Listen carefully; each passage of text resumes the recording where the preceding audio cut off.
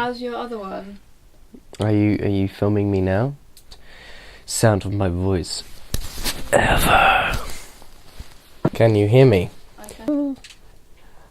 Hang on, it's tomorrow New Year's Eve.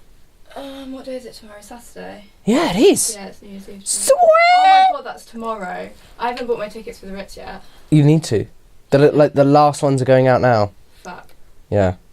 I'm going to put this in aeroplane mode. Okay. Because that's what you do in an interview.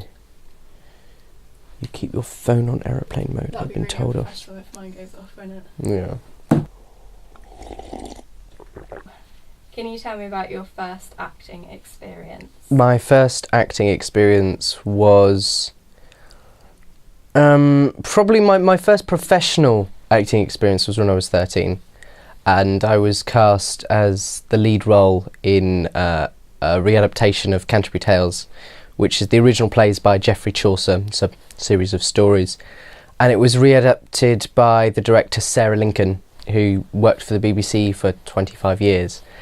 And I somehow, through sheer will and chance and possible luck, landed the lead role, and that was performed at the Minack, and we performed for I think it was 2 weeks there, and then we did a rerun at St Ives Guildhall. That kind of started a bit of a snowball, and after that I didn't really stop. So it kind of went on, really. So have you always known that you've wanted to be an actor? Did I always know I wanted to be an actor? No. That's the honest answer. I didn't. It's figuring out when I decided I wanted to be an actor, not how, because it was. People say that you don't have overnight change, and for me it kind of was. It was I'm going to be an actor kind of thing. I kind of suddenly it kind of dawned on me, this kind of epiphany that was what I wanted to do, and that's what I would do. I've always been a drama queen. I actually started out in the performing arts industry. It wasn't in acting, it was in dance. And I started dancing when I was 8, and then it just stayed. And then I slowly realised that I didn't want to be a dancer. I could dance, but that wasn't something I loved. And I've always had a deep love for films. My mum basically raised me on cult films. So Star Wars and The Matrix and all of these films that 6-7-year-olds should not watch, I was watching. But it was interesting because she'd worked on the other side of the camera. She'd worked on special effects, makeup and all of that side of things. So I'd always been privy to the information about what was going on behind the scenes. And that made me interested in, what is it like to be an actor? What does that mean? And so then I slowly came to the realisation that was what I wanted to do. Okay. Do you think that being in Cornwall has held you back in any way as being an actor? Yes and no.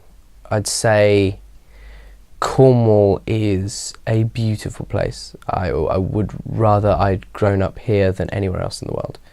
Really, it's a wonderful, wonderful, wonderful, wonderful place. There's no way to really describe how perfect this little part of the world is, because it's an oasis. It's an oasis in a very large world, and yet at the same time, for people in my industry, there isn't a lot of opportunity going, and that's not mean or bad. It's just that Cornwall doesn't house the opportunities for performers as, say, somewhere like London, where I now live, does. Paid work is far rarer, if that makes any sense. London, there's an abundance of paid work. It just depends on getting it, because there's, down here, there's fewer actors than there are up country, and up country, there's more jobs, but there's so many more people going for the same role as you.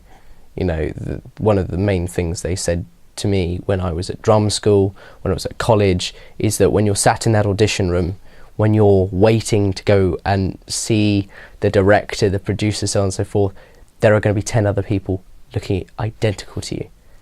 And you have to be, the top of that competition almost. And it makes it very competitive, but at the same time, I think Cornwall, I deviate, sorry.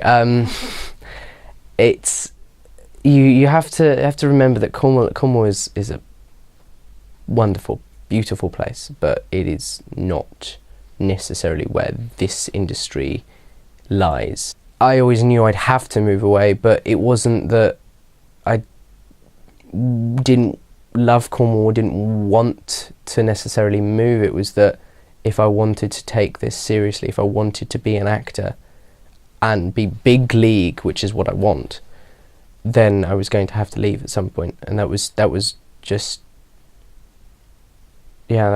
kind of the weird thing. You have to kind of realise that. First film ever that I worked on. That's a very good question. I really have to think about this, because it's funny, when you film something, you spend months in production, and then the film is months in post-production. So by the time that it comes out, you've already done 6 or 7 other projects, or even more, depending on how long it takes. Because there's those 3 stages. You've got pre, during, and post-production, and they all value at different times. Sometimes pre-production can last years, sometimes a couple of weeks. It depends on how things are thrown together. First film,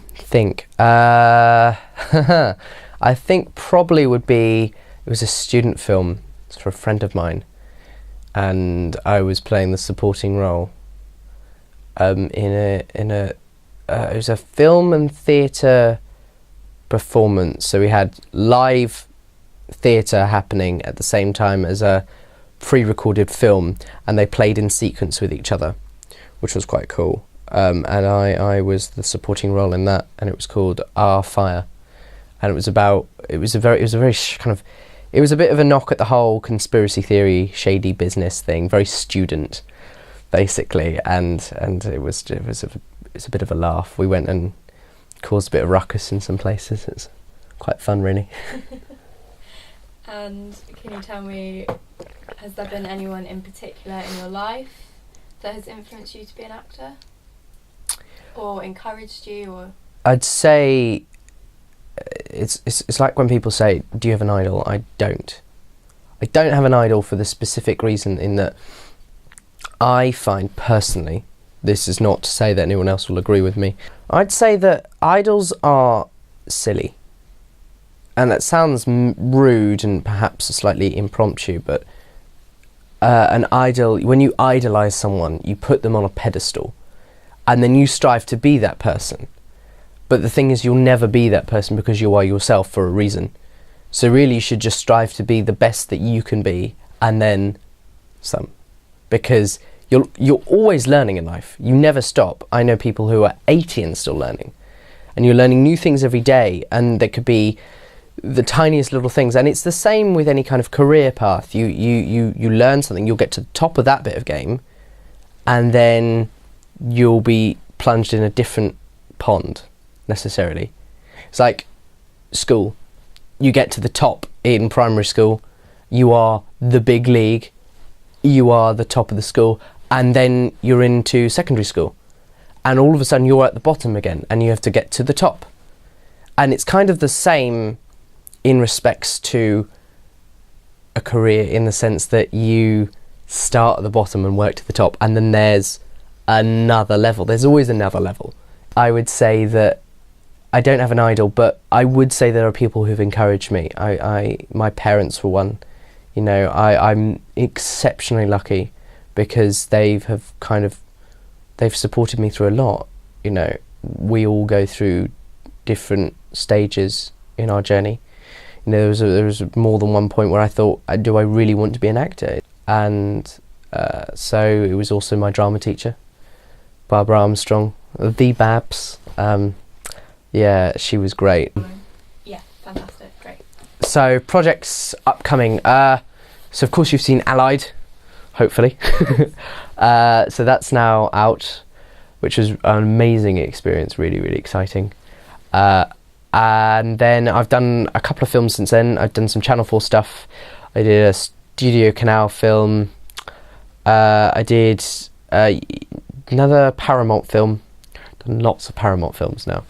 And then a couple of advert bits and bobs. You can look out for me in the States for Red Bull's promotional videos. I am the feature in that. And then there's one, yeah.